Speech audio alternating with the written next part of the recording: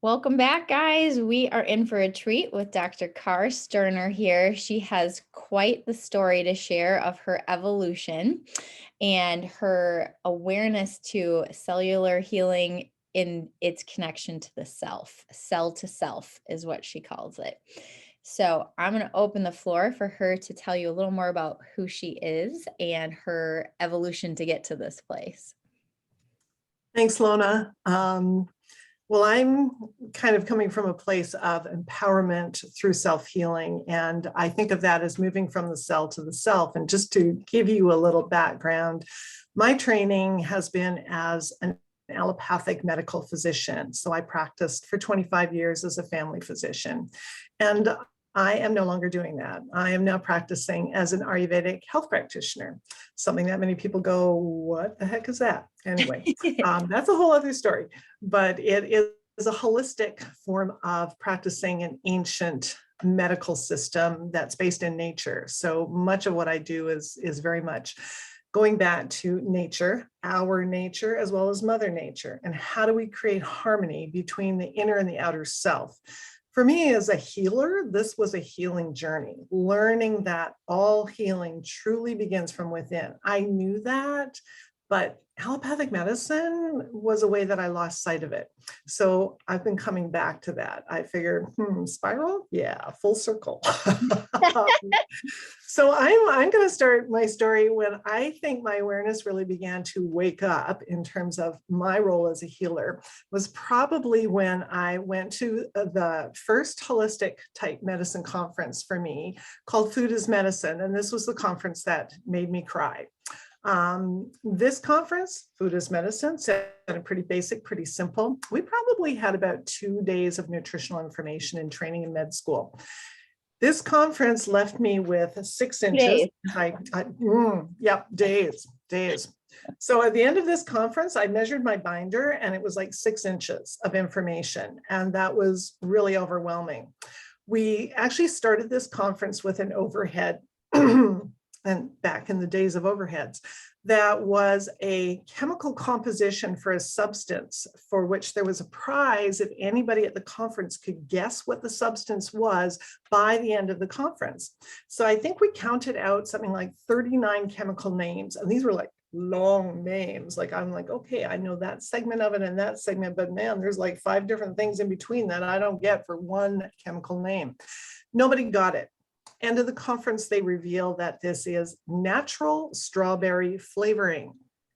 The word natural strawberry, even flavoring, is nowhere in there anywhere.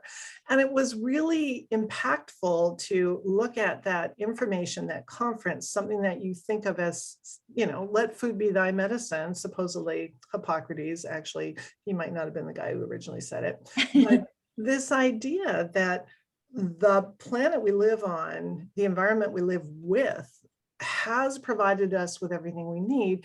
And when we think about the miracle of the body, I mean, our cells are programmed. They understand their role. They know how to perform as a liver cell, a heart cell, a lung cell, a kidney cell. They don't have to do any other cell's job. They got that. And here we are nurturing ourselves with all these chemicals rather than real food. So that was something that really impacted me.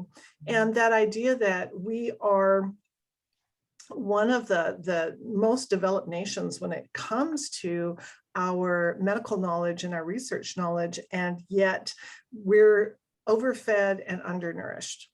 Quite, the sad American diet. So the journey started with food, more awareness of food. I want to bring this back into my practice. Yeah, traditional medical practice, that was a little challenging, but I did what I could with it. Started to go to more holistic medicine conferences, and really felt this desire to be more involved in preventive medical care and integrative medicine. And slowly I was beginning to discern I really was a round peg trying to fit in a square hole with what was important to me, what I identified as true healing, and all the drugs and other treatments that were kind of working more against the body than with it. Mm-hmm. So moving awareness along, I got a gift in 2008. It was a smack you down kind of gift, not one that I would have chosen for myself, but it was not one I would ever give back at this point. I Mm. got diagnosed with breast cancer. And my story for that was nobody else could feel what I was feeling. I was doing my breast exam, pretty consistently once a month. And I could not even say for sure that there was something there, but I was starting to tune into intuition, not something that is really encouraged, I guess, in the course of our medical training. And yet it's so essential and vital to tapping in, tuning in to your inner self, your inner body, and that potential for inner healing. So this gift came to me via a rather long road of, is there really something there? Nobody else can feel it. My physician can't feel it. The surgeon she sends me to can't feel it. He doesn't know where to biopsy anything because he can't feel anything. The mammogram doesn't show anything. I lucked out with having a breast imaging specialist who decided that the area that I was pointing out, she's just going to biopsy the heck out of it. Courtesy of her, I get a diagnosis in the very serious voice of the surgeon that it is an invasive carcinoma. And I laughed. I'm like, I'm not dead yet. Monty Python and the Holy Grail, initial scene of, bringing out the bodies from the plague and toss them on the cart, and a little old man who jumps up and goes, hey, I'm not dead yet. That was me. I'm like, wait a minute, I'm not dead yet. I got more life in me. My body has probably been taking care of me for quite some time, and I think it can continue to. So moving on from that, I did all the traditional medical treatments because I decided I would do everything I needed to do to move on from cancer. But it taught me a lot more about self-awareness and self-care. So for the first time, I was talking to my cells. To talk to my cells, I really had to become aware of what's my self-talk in general. Medicine's pretty stressful as a profession, and life is pretty stressful, I would say, for almost everybody. Yes. Stress certainly is going to influence your self-talk, I think. So as you become aware of what you're saying to your cells, you become aware of, what's the underlying origin of what I'm saying? You become aware of what's the root. That awareness, what's going through the mind, the talk that you're generating, the thoughts that you're generating, those are going to impact the choices that you're making in your life. So really, for the first time in my life, I was becoming more aware of my choices, courtesy of my self-talk. So I started to learn to talk to myself differently. I won't quite go to meditation yet because I can't say that that was where I was at. Right.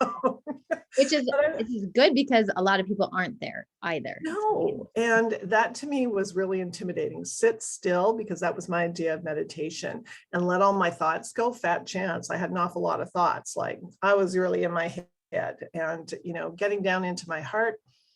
Yeah, that was going to take many more years of practice. But I started the journey, and the important part was I started the journey.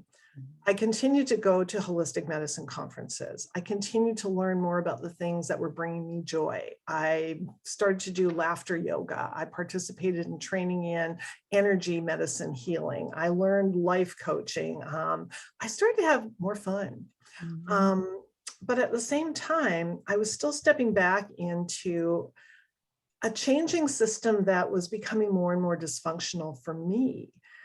And I had to really go inside again and say, what is it that I really want? And I was lucky to have the support of so many great friends and family who I could talk to, who I could explore with, who were helping me hold space for my fears and to start releasing them. So that I finally took the leap without a net. I decided to quit. Medicine was dysfunctional for me, so I decided to let it go, and I had no idea what I was going to do.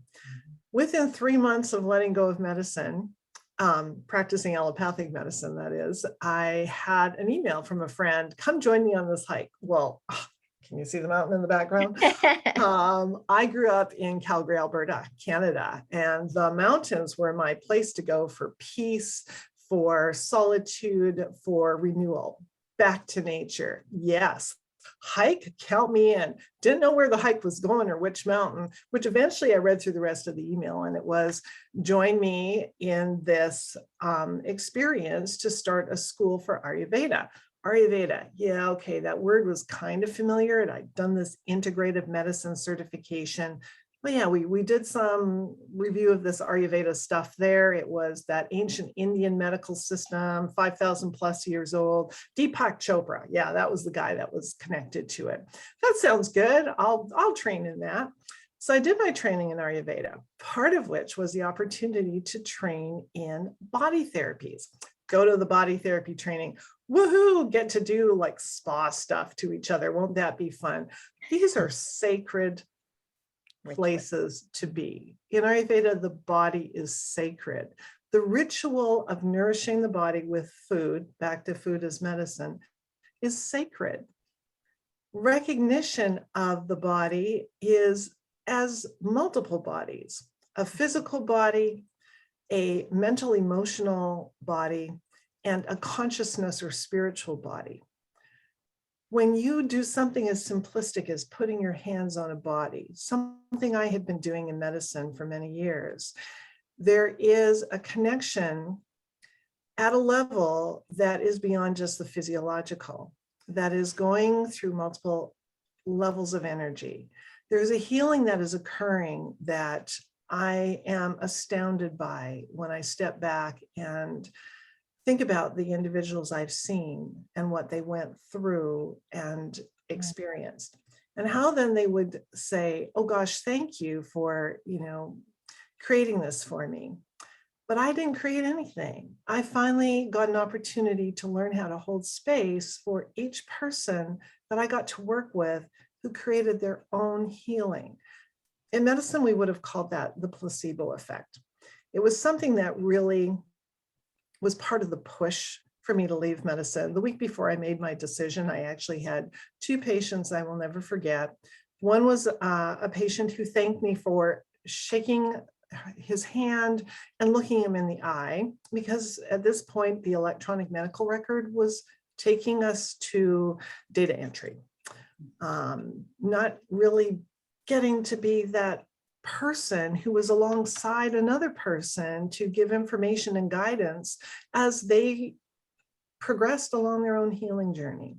It's funny that you bring that part up, Car, because I can remember um, going into the doctor the first time that the doctor I grew up with, they switched over to EHR medical records. And I remember thinking, this is really not good. Like nobody looked at me anymore, not even the nurse, because they were putting in all the things that they had just done. And I Yes, remember thinking, wow, it dramatically changed the experience. you got it. And, I don't think I was totally alone in that sense of, wow, when do I get to be the doctor that I always envision as, the healing guide? Again, someone who got to move alongside my patients. I didn't start there. I started with the enabler. Before I ever learned about empowering, I took patients home with me. Oh my gosh, it's my responsibility to, heal them, cure them.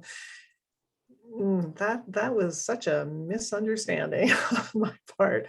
And, this whole idea of the disconnect that began, I think, with dependence on the electronic medical record, and it's a tool like any other tool. So I think we're still learning, how do you use some of these tools in a way that doesn't create a disconnection, because that is certainly not the goal.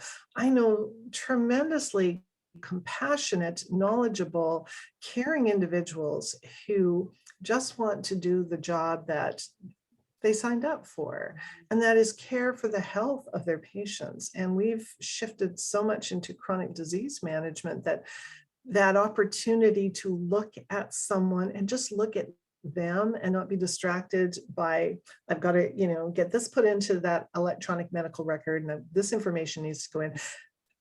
Those days are probably not coming back. I would hope that they would, but I think that our system is challenged that way at the moment. And I know nurses, even the receptionists, they're challenged. Everything is drawing them to the computer, but away from the human. And the whole purpose is the human with those three bodies in front of us that we really want to be caring for. And then the kind of kick in the butt for me again was the second patient same week, who thanked me for listening to him when I put my stethoscope on his back for a cough. And I was like, what do you mean listening for you? You've come back for, reassessment because that round of antibiotics didn't clear up whatever was thought that might be going on. Well, everybody was so busy, nobody actually listened to my chest before. They just gave me the antibiotics. And I'm like, this is not right. These are not the people I know. Right. Machines are not ever going to be the same as that human connection. Mhm. Human connection is the reminder that there is a oneness that we're all part of. To me, that was so significant. I never knew how to put words to it until I was lucky enough to see a TED Talk by a neuroscientist named Jill Bolte Taylor. And this is what she talks about. She talks about, when we get in our heads, like I spent a lot of my career being, and we get kind of bogged down by our limitations. The idea is that, as one individual put it recently, we get overfed knowledge and we're undernourished with spirituality. Mm. So we forget we have an ability to connect to something bigger and better. We have, that unlimited potential within us. It's coming to a place of understanding, how do we tap into that? So the system I practice now, Ayurveda, is all about the science of life and the art of living wisely. And it's very much about tapping into all your bodies. For me, the spirituality was always missing in Western medicine. So to go from cell to self was to finally leave that emphasis of the physical and go within. Our emotional mental state is where we're making decisions from. It's where our thoughts are originating from, and our choices and our actions are originating from. And we know in Western medicine now that our physiology is very much affected by our thoughts and our emotions. So that awareness, I think, is really essential and huge to understanding how we become our own self-healers. The goal of Ayurveda is, to teach each of us enough about our mind-body type, how we interact with the natural world around us, because we're kind of pre-programmed to be part of those rhythms, just as much as, each cell is pre-programmed to function for the role that it was created for. And when we can tap into that knowledge and wisdom, we begin that healing process for ourselves. We're less dependent on, the external. And I think of that in terms of things like drugs and even surgeries can't work for someone unless that body, all of those bodies, are prepared for that. Mhm. So my message Physically, again, mentally, emotionally, spiritually. yeah, Yes. is about caring for all of your bodies, becoming aware of all of your bodies, the physical one, that mental, emotional aspect that is, so significant, and the consciousness that is driving that, or some people would call it spirituality. And I just want to remind people that that's not in a theological sense. That's in the sense of we're all made of energy. Everything in the universe is made of energy. And if you get small enough, you're the atom. The atom is the universe. We're made of stardust. So can you be more interconnected? I quite like being made of stardust. I like starlight. Yeah. That's, I think a pretty special thing to be. So, In one of the other interviews, we were talking about how, you listen to the commercials and whatnot, and it's going to have you focus on everything that's wrong with you and how it needs an outside fix. But if we could just pause, and when you say the word stardust and that we're part of it, if we really just had reverence for how many things are actually happening that are right with our system to keep us embodied and have these bodies that are intricately moving our emotions and our mental thoughts and our breathing, our lungs and all of that, that's where the true miracle is. It's just that when our consciousness doesn't focus on that, like you said, I like that you say consciousness in this, or when our awareness is on other parts of us and maybe everything that's lacking, you know, it has a completely different energy to it. Um, yeah. You said it. And to shift that energy in part, to refer back to kind of an allopathic system is learning a little bit about how you're shifting the pathways in your nervous system, or which switch are you turning on. If we're constantly in stress mode, we turn on this system called the sympathetic nervous system. Think of it as sympathetic, speed everything up. Well, that was great when you wanted to, have the speed to get away from that saber-toothed tiger, but we're not meant to function and speed it up 24/7. We're meant to also switch off, speed it up, and drop into parasympathetic, which is the peacemaking system. Peacemaking system is all about the system that nourishes. If you are constantly in speeded up sympathetic, you are not nourishing. I have so many people who come to me like, how do I lose weight? We Mhm. talk about digestion. How do you properly digest if you're constantly in speeded up? Digestion happens in peacemaker mode, in that pacify system. That's when blood flow is going to go to the organs of digestion. If the organs of digestion aren't functioning, you're not going to digest properly. If you don't digest properly, your body's going to take in molecules that cells are not going to be nourished by. They're going to just be molecules that potentially are replacing the actual molecules of nourishment that those cells need. An example of that is the chemicals in our food, chemicals and pesticides, food, air, water. It's not just food because we digest at multiple levels. I heard one, I think it was Bruce Lipton actually who first said this, was saying that, we think about the kinds of fats that we ingest, and something like a cell, our cell membrane is made up of a fat wall. It's called a lipid membrane. That fatty substance is being replaced by artificial chemical fats that he described as being like plasticized versions of our original flexible wall. The wall doesn't work the same anymore. So at a cellular level, you are not able to actually function with the awareness the cell has built into it, because the cell has been modified artificially. So that relationship with the environment, the harmony again comes into play. And harmony is not about just what you take in, it's how you take it in. It's who are you being as you This is take a it huge thing I've learned from you. Not that I always put it in practice, but in. like, I need to slow down, eat Yeah. my food slower, Yes. drink some warm water because it's more nurturing than Yeah. cold water. Yes. No deep freezes any place in the body. Yeah. I loved my ice too, and my ice water. And then I trained in Ayurveda. I was like, what do you mean I got to drink hot water, warm water, room temperature water? Oh, That 98.6. actually was the easiest thing for me of the things I've learned, because I was not someone that liked cold water. And so I thought Oh, I you're was a good. water drinker. And then when I realized I didn't have to drink it ice cold, it's like, oh, you drink water all day. But I didn't, you don't grow up drinking room temperature water usually. So yeah. No, well, I remember my mom was drinking cups of hot water, and I was like, Mom, aren't you going to put a tea bag in that? No, this is fine. I was like, well, that's weird. Yeah, Mhm. until I trained in Ayurveda, I'm like, man, she was on to something. It's Talk genius. about, Yeah. yeah, that ancient wisdom, it's in our genes. We're just rediscovering the same concepts, the Mhm. same ideas that the ancients proposed without having the same kind of opportunity for scientific research that we have today. So different names, but I always think of it as we're aiming for the same destination. We just have all these different paths in terms of how we get there.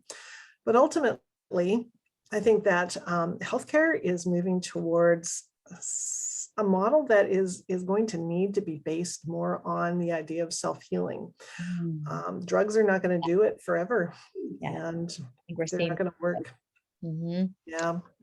Um, Carv, you were telling people or giving some hints at how to bring more natural rhythms in, or maybe more of a connection to the natural world.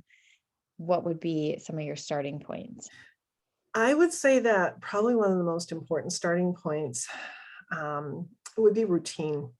So I get a lot of people who, give me the diet. What's the mind body type diet I should be eating?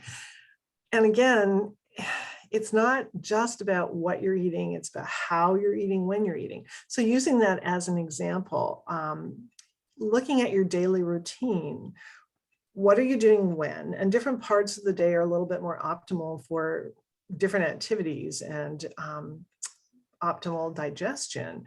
So one of the things that I encourage is start your day consistently and aim for some kind of a consistent routine. Start with that. So do more of what's going to be supportive. Routine is supportive when we're stressed. This is something our minds and bodies understand. And, back to awareness, everything's starting with our mind and our thoughts. So if we can get our mind and our thoughts around some kind of routine, get up at the same time every day, including weekends. Preferably get up with when the sun's coming up. That's going to be easier, I think, as the sun comes up a little earlier, because, hey, personally, I think it's more fun to get up with the light. Friends who are like, just fine getting up in the dark. And that works. But figure out what works for you. Get up at the same time, go to bed at the same time. Because you've got different rhythms that, correspond to nature. And when the light starts to leave the sky, physiologically, we in terms of Western medicine can show that there are many processes in the body that start slowing down as the light starts to disappear. There are different hormones being produced with different effects. So look at having the main meal. We're going with light again here. The mid part of the day around noon. When the sun is the highest, actually, that's when your digestion is most optimal. It's like all your organs have woken up and they're ready for something bigger and better than, a light breakfast. So if you're going to have a heavy meal in your day, we tend to do it at dinner time. But hey, our ancestors, most of whom were probably farmers, they had their major meal at noon. They came in from the fields, they ate big, they've been working hard, and that gave them the energy to continue working throughout the afternoon. Then they weren't really feeling it for that heavy meal in the evening. We've been trained to expect the heavy meal at the end of the day, probably because most of us don't allow enough time to have that major meal in the middle of the day. And yet that's when digestion is optimal. So light breakfast, big meal for the middle of the day, light dinner, following the sun and the light cycle. And then tuning down, winding down, that was the word that I wanted, activities for the evening to again go along with what is happening naturally for us. If you're going to try and stay up beyond 10 p.m., which many of us do, you're going to notice you get a second wind. You have literally shut down or shut off or diverted some of the hormones that were going to get you prepped for sleep. And now you have a difficult time going to sleep when you finally do go to bed. So look at the rhythm of your day, look at your routine, and see if you can incorporate consistency. Get up at the same time, go to bed at the same time, eat your major meal at noon. That is going to help physical body, which is the base for mind emotional body, which is also going to support consciousness. And it doesn't matter which one you start with. This is going to help manage stress as well as support digestion. So win-win. I love that. Yeah. I think one of the things that I don't know if you feel this ever, but sometimes as we're learning more about the mental, emotional, consciousness, spiritual aspects of healing and wholeness, it's almost like we will downplay sometimes how important the physical body still is and our actions towards the upkeep of our physical body. And I like how you just said that, like, the physical body is the foundation for the other two. If we are not taking good care of our physical vessel, it's going to dramatically impact the other aspects. Absolutely. And I think, understanding that in Ayurveda, the physical body is the temple, the vehicle for the mind, emotions, and consciousness or spirituality. And the whole purpose of caring for the temple is to have a nice home for the growth of those other aspects. So we want a healthy home so that we have enough time long enough lifespan as we're in this physical body to actually grow those other aspects of our humanness, of our beingness. So the goal is still to move from cell to self, to acknowledge cell. We're certainly not trying to ignore it, but to have healthy cells supports having healthy inner wisdom and doing that spiritual work and doing that growth and expanding that awareness, tapping into it. And one of the best ways that you connect the physical, I think, with the mind is actually through breath work. Breath work is creating presence. It creates an opportunity to let go of worrying about the past or being anxious about it. And you don't get a chance to plan the future. All you can focus on is, what's it feel like to take that next breath? And breath is life in Ayurveda and allopathic medicine, and pretty much for anybody else, because man, you don't have breath, well, the body isn't really much of a place to hang out anymore. Yeah, so true. I mean, So I think that's, about as we work on physical bodies all the time in our chiropractic practice, a body who is contracted is generally posturing in where its lung fields are not going to be able to take a more expansive breath. And it really yes. is a shutting down of the physiology. Yes, and that whole, supporting parasympathetic, switching that on. When we're in sympathetic stress mode, we take shallow breaths. Mhm. We're not oxygenating. Right. When we take a deep breath, we're actually supporting switching on the vagus nerve. It's this big honking nerve that's connected to like umpteen different organs, digestive organs and heart and lungs. Diaphragm moves in nice, long, slow movements, big movements. It is a muscle after all. You are supporting, turning on that vagus nerve. You're supporting the parasympathetic system. You're oxygenating. Oh my gosh, cells happen to love oxygen. So you're nurturing and you're nourishing body and mind, because you had to connect the two. As you became aware, your focus went to the breath. So absolutely, that is such a lovely description of expanding beyond the physical. I love that. Simple as a deep breath and a longer exhale, right? Yeah. Yes, good. All right. Well, Car, where can anyone who's listening find you? At the moment, it's probably easiest to check out my scheduling system, which is at www.ayurveda. And that lovely word is ARU. No, let me see if I can actually spell Ayurveda without looking, because I'm one of those people who has to look at what I'm saying. Is it sad or what? Ayurveda. Okay. AYURVEDA with Carlene.com. Okay, well, we'll post it. How about that? We'll Better. post it in the link. And thank you for all of that. I could listen to you for hours. You're so smart, and I love how you bring it all together. So Oh, thank Lona, you beautiful soul. you. Thank you so much for an opportunity to share a little bit of this with anybody who is interested, ready to move on and move from the cell into yourself. Yeah, I'm hopeful. I think we're in a shift of more people looking for that type of healthcare. So, Yeah. mhm. Thank you so much, Lona. My pleasure. Thank you, Car. See you soon. Bye.